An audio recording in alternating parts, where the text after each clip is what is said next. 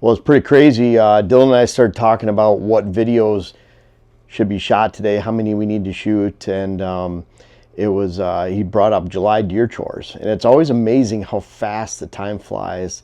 I think when you get older, it goes by a lot faster, or you talk about it more. But by the time some of you see this, it's going to be about 2 months before the season begins. So pretty crazy to think about that. And we're at a point right now where through June, all our buckwheat's down in Wisconsin and Minnesota. All our switchgrass is down. We've sprayed simazine on some of our switchgrass. Now, spraying simazine on switchgrass, we've already burned out the weeds. We've gotten rid of them. So when it gets to that time, simazine might have been applied in March, but now we're 2 months, 3 months down the road, so that simazine's not still in the ground and we're not doubling up. And so when we've burned the ground and there's no weeds left, the only weeds that aren't going to show up are what are going to come in the future, what are in the ground, weeds that are in the ground, rootstock. And so we're spraying simazine this year, 3 quarts per acre, after throwing the switchgrass seed down. It's not going to hurt the switchgrass seed anyway, unless we're doubling up. So if we just sprayed simazine a month ago, 6 weeks ago, and then we're spraying simazine again, you're getting a double dose, and that could keep the seed from germinating. So we feel we've left a good amount of time, and that was partly too, we had a lot of dry weather in January, February. So we're spraying in March, then it's 3 months later, we're spraying it again, and we're just trying to keep those weeds. It is critical. People don't like chemicals, but you can't get a successful stand of switchgrass without chemicals. You can keep mowing over and over and over again. You say, look, I grew switchgrass. But we want it to actually be thick and stand up so that our pheasants can count on it. We can count on it for access, for screening. The deer can count on it. So all this stuff's done. Switchgrass, simazine, our food plots are planted, and we get into July. What do you do? Of course, we're going to talk about it. And the first thing, this is when I actually start focusing on tree stands. There's so many other things to be done that involve planting, spraying, broadcasting seed on the ground, our water holes, trails, planting trails, making sure we don't have erosion. There's so many things leading up to this point, and I feel like now is where we can actually get into the meat of hunting stuff. It's not that we don't have habitat things to do, we do, but at the same time, this is really when we want to look at it and say, hey, we can finally start getting into our tree stands. And we threw a couple up the other day just for our charity event at Kicking Bear. We wanted to have that for illustration. When we brought everyone out, we threw a couple of family tradition ladder stands up in very, very key spots. And so that's pretty cool. I'm looking forward to that. It was really nice to be able to sit up there, look around and think I can't wait to hunt here. And so that was nice. But really, we did that for the Kicking Bear event on Father's Day. If you didn't make it, I hope you can attend next year. It's a great cause. We have a really good time. So maybe some of you that came can leave some comments below to kind of encourage people. So appreciate you guys coming. But tree stands, this is a time where we're actually throwing a lot up. And what's nice about that, we're still 2 months away from hunting any deer at all. And so we have a lot of months of forgiveness before it gets into the heart of the season. And you look at it like even getting into the rut. I mean, we're 4 months away in early July from that rut period. So what you're doing in the summertime, unless you're just clearing giant lanes going through the woods, which we try not to do anyways, we try to clear a hole here, so that we can get shots if anything comes through the entire area. But we are not clearing the area. Hope that makes sense. We're not making shooting lanes that go out 150 yards. Or hole here, especially when it comes to bow, so we can get a shot if something comes through. This is a time where we're visiting all our tree stands, and we're making sure trees haven't fallen. We're getting our tree stands up. We're making sure these shooting lanes we thought were great last year are certainly still great this year. There's a lot of growth that can take place in the spring. Some of the box elder shoots, if you're cutting around box elders, they can grow 6 feet, 7 feet just in 1 year. So always think about you're topping a tree and you go back out, it's a bush, and you're sitting there on opening day or sometime in October. July to us is when you start taking care of that. Shooting your bow. I add this to the end of every deer chores, but this is where it really ramps up. July to me is, I'm not saying you don't shoot your bow in June and May and April, but when it comes into July, things are getting real. I mean, it's really, really important, because then you could still take a month to build up your muscles, shoot over and over again, building up, shooting more and more arrows. And then you have all of August, you're really refining things. And then you have 2 or 3 weeks, maybe even a month in September, depending on what state you're in. And you can really get your bow dialed in. If you haven't started now, please start in this July. It's better to shoot a few arrows here and there all year long, and then really ramp up to that season. But if you haven't done anything, July is the time to really get the bow out and practice. Keeping an eye on switchgrass.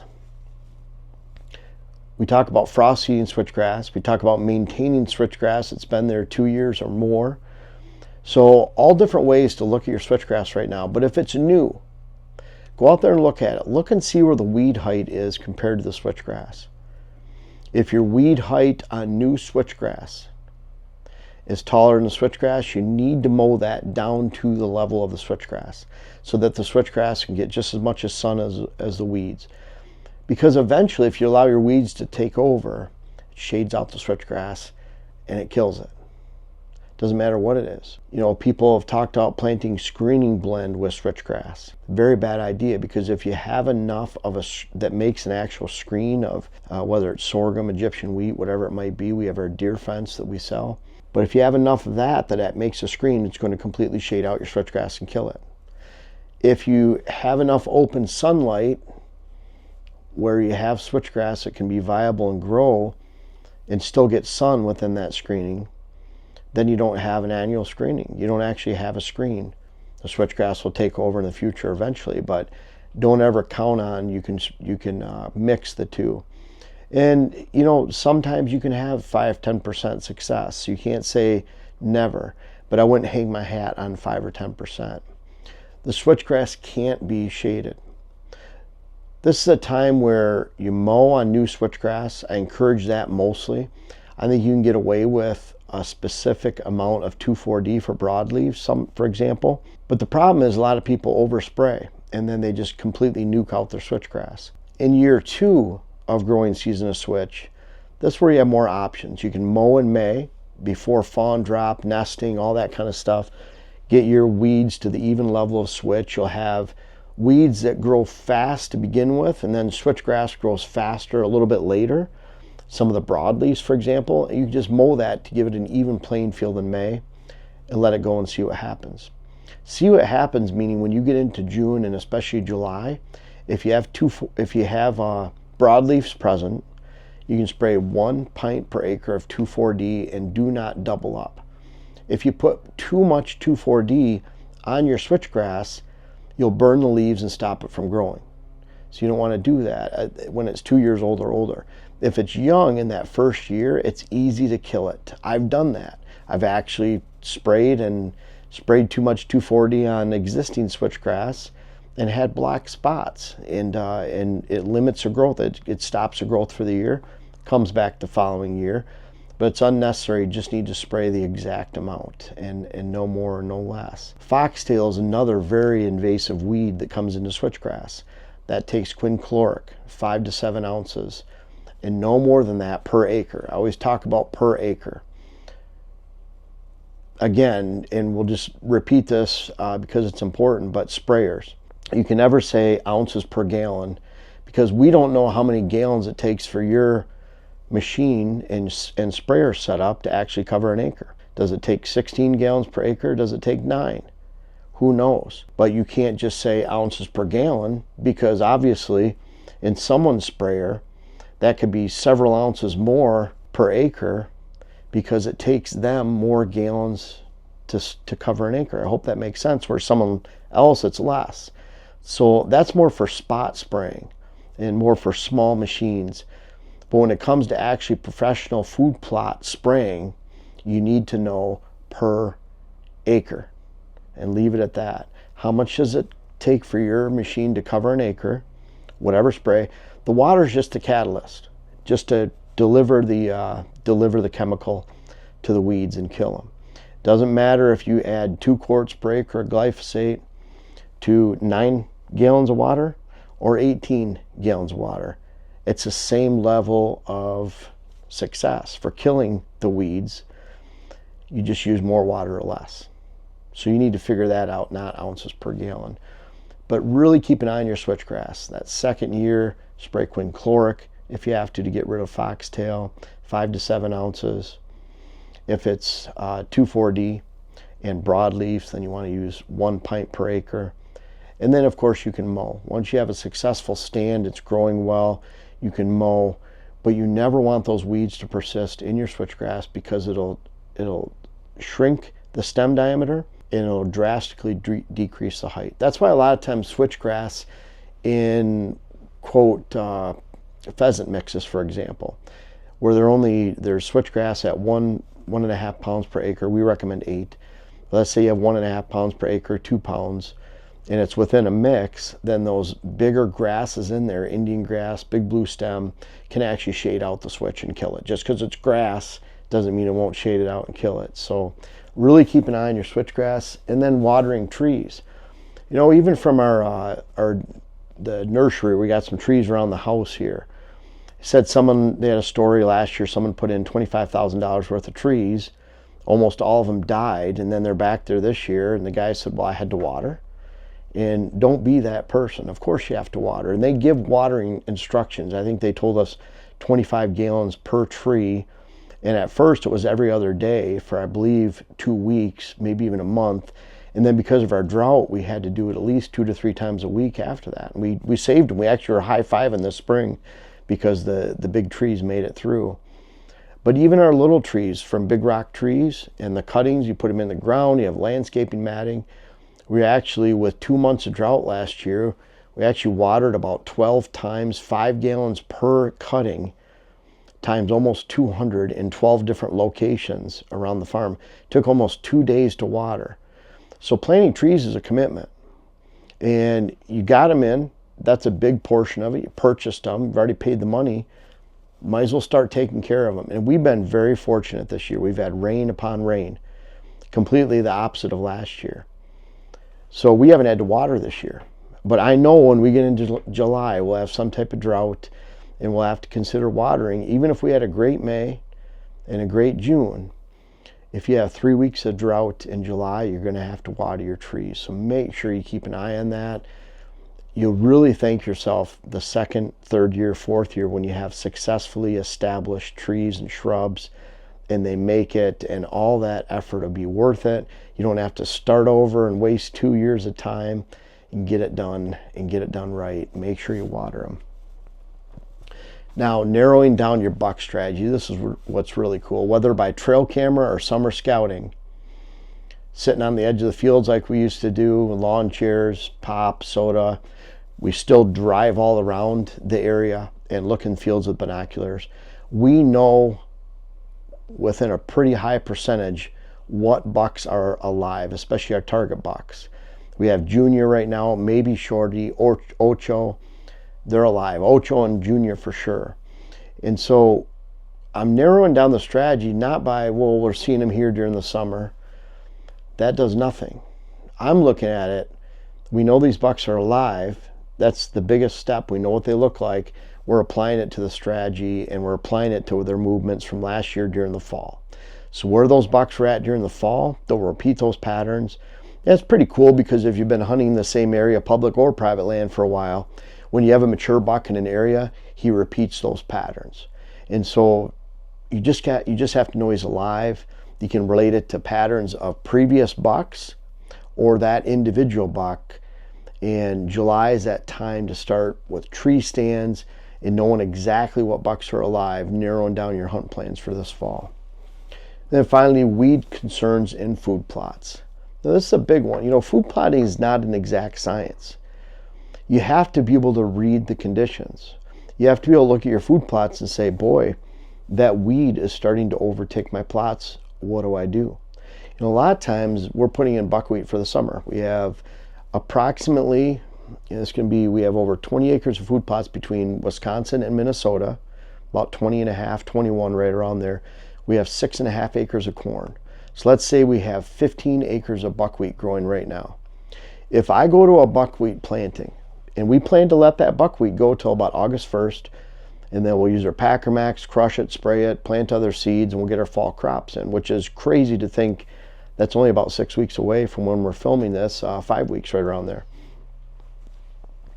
But if I go to a plot in early July and I see I have a mix of water hemp, pigweed, smartweed, or some other really, really tough weed growing in that mix, that my buckwheat actually will not have enough volume to shade out and act as a smother crop, and I see that weed's going to take over, then I need to do something now. And do something now would be, in the case of water hemp, I don't want it to go to seed and put millions and millions of seed into the soil that I have to worry about for 2 or 3 years if I'm aggressive with it. I want to take that out now. So ideal situation, buckwheat grows till August. We can plant into it. We have a great cover crop. It builds soil in the summertime. But that's the problem with weeds. When weeds start to creep in, if you have open spaces in a planting, a lot of these summer soil builder blends, they have so many different blends or so many different seeds in there. Some don't grow on that soil. Some get picked out by deer right away. Some get picked out by other creatures. And then all of a sudden you have gaps. And when you have open soil, weeds always grow. So you really have to be on top of this. You can't just say, well, I have some weeds in the plot, the deer like eating them. That's really not that smart. Because when it gets into the fall, all those weeds that they might have actually eaten or browsed on during the summertime are gone. So if they're taking space, they're destroying your actual food plot. You're not getting the volume you need. And hey, let's face it, we have a lot of acres of food plots here. I don't want to waste 1 acre. I don't want to waste a half acre. I want to get full volume. We spend way too much time and resource getting our food plots in and trying to do it right to let weeds control. So July, if you're looking at early July, be very honest with yourself. Learn to look at weeds and say, you know what, that's going to take over. Learn what your weeds are and kill them. Smoke them out with 2,4-D glyphosate combo, 2 quarts per acre glyphosate. I'll even go as high as 1.5 pints per acre of 2,4-D combined. Then you go spray that. Do you know in drought, there's I think it was a University of Minnesota study, they talked about that you need up to 50% more, and I might be getting those numbers wrong, but you need more herbicide when you have drought to kill weeds, which is kind of interesting. Not less. You'd think it'd be the other way around. These weeds are suffering. Those weeds aren't suffering. They're made to last no matter what. Doesn't matter if there's drought or anything. Those weeds are going to keep growing. So bottom line is, though, it's not a bad thing to smoke out your planting in July, even if it's just fancy cover crop you purchased, even if it's buckwheat and you're hoping for these buckwheat dreams going into August. If you have to smoke it out and start over, do it now. And you'll thank yourself in the fall because you can actually have a good fall crop. Our big Bruce brassica, for example, we can throw that right on the soil and it grows just before rain. It's pretty easy. Our fall power greens, we actually redesigned it even a little bit more this year. I talk about that all the time. We're always chasing perfection. You never get perfection. We change those recipes every single year, always chasing perfection. So we changed it a little bit more, and the changes we made to it actually make it easier to actually germinate by just throwing on the soil. We're starting to reduce the number of big seeds. We kept peas the same. We're introducing an annual clover into that. Reduce the amount of vetch so that we have a complement of the annual clover. So that fall power green has a lot of ground cover, very succulent, very attractive, and so bottom line is that grows well on top of the soil, just throwing it out there. So always be mindful. I'd rather take a chance of a little bit less germination going into the fall because we didn't get a lot of rain and I threw it on the soil than having weeds mixed in. Always bad to have those weeds. So now's the time to make a good, honest, critical assessment of what needs to be done with your weeds. And there's our July deer chores. I'm going to put Dylan on the spot. And can you think of anything else? I'm working on a lot of that plot prep right now. I think another thing you could think about is, I can't remember if we touched on this for June or not, but taking another look at your perennials and just seeing if maybe they need a little of addition. This would probably be like the last chance to add any. That's a good thing you brought up that too, because it's good time to mow them too. Yep. So people ask, we'll probably mow our perennial blends 2 to 3 times. We want it thick and lush going into into the fall. If it's newly planted this year, that it's not quite ready to mow, even with all the rain we've had. So I would imagine that'd be mowing in July sometime. But and then of course water holes, we're really focusing on filling those more of the August, September. We have a stick in there to keep critters out, but boy, they're probably about a third full right now, even a half full, the new ones we put out. So we're taking care of those. Mock scrapes, we're always working on those anytime we're out in the field. There's not a certain time. There's no perfect time for mock scrapes. It's a good time anytime.